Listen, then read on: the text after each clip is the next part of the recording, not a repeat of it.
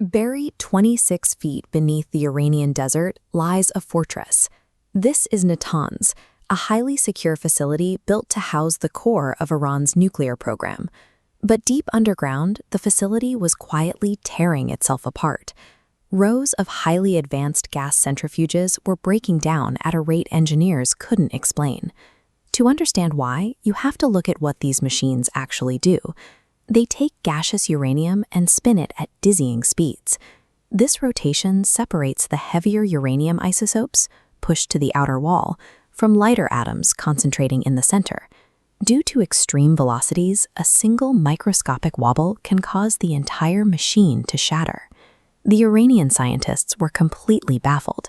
According to their control panels and system locks, nothing was wrong.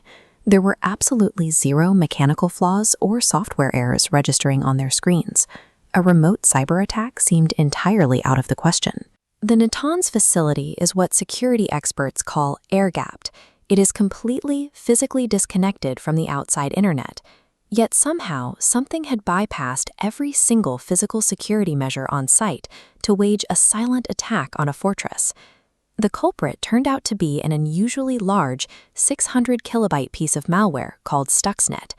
To cross the air gap, it had to be physically smuggled inside the facility, likely on a thumb drive carried by an unwitting contractor or an undercover operative. Once inside, it easily bypassed standard Windows security protocols. The malware carried stolen, legitimate digital certificates from trusted companies, like Microsoft, effectively flashing a fake ID to the system to prove it belonged there.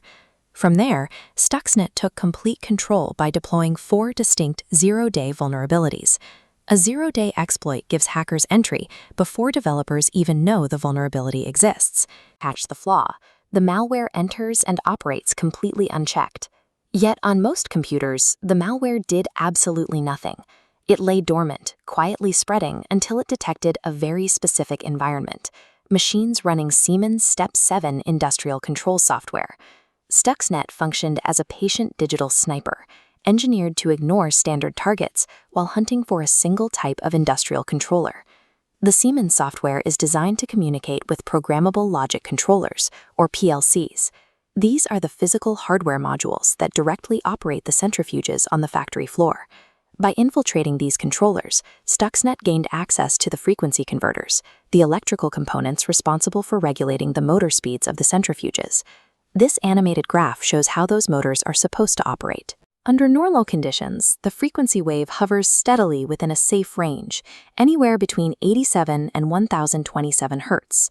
Stuxnet's first move was to quietly seize control of that frequency and forcefully spike it up to 1410 Hz, pushing the delicate rotors far past their safe limits. Then it slammed on the brakes, dropping the speed all the way down to a near standstill of just 2 Hz. The malware continuously looped this exact cycle of extreme acceleration and deceleration. This relentless mechanical stress took its toll. Deep inside the Natanz facility, at least 1,000 centrifuges vibrated violently until they physically tore themselves to pieces. Which leaves an obvious question: why didn't the operators hit the kill switch the moment the machine started to fail? Because they couldn't see it happening. Stuxnet operated as a rootkit, intercepting the data from the machine's physical sensors and feeding pre-recorded, perfectly normal metrics back to the monitors in the control room. The malware weaponized the operators' trust in their own screens.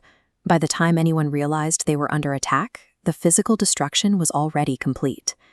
Stuxnet was engineered to remain permanently trapped inside the walls of Natanz, but a tiny flaw in its code allowed it to hitch a ride onto the laptop of an Iranian engineer. The moment that engineer left the facility and connected to the outside internet, the worm escaped the air gap and began replicating wildly across the globe.